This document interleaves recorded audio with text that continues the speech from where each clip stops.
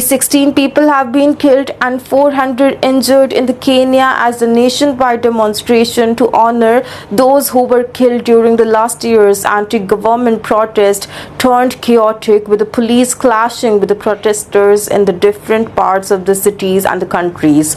Also, Amnesty Kenya's executive director, that is Irunga Hongton, have also said that the death toll had been verified by the government-funded Kenyan National Commission on the Human Rights. Most were killed by the police, he said. A joint statement from the groups also supporting the protest said that 83 people were seriously injured and at least 8 people were being treated for the gunshots wound.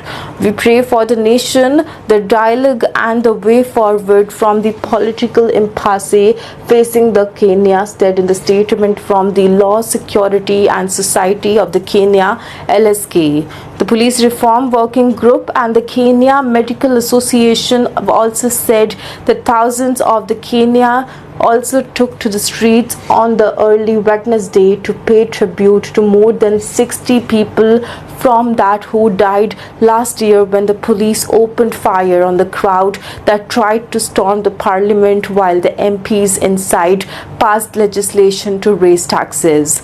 We face an unfortunate paradox as a country where more than the lives that are being lost to the people and to seek justice for the lives that have already lost, the LSK president, The Faith, said on the X. Our hearts break for all the victims of the continued trend of the police brutality and excesses. In Nairobi, the police barricaded the major roads a few kilometers from the central business district and turned away the buses and the minibuses further away from the city center.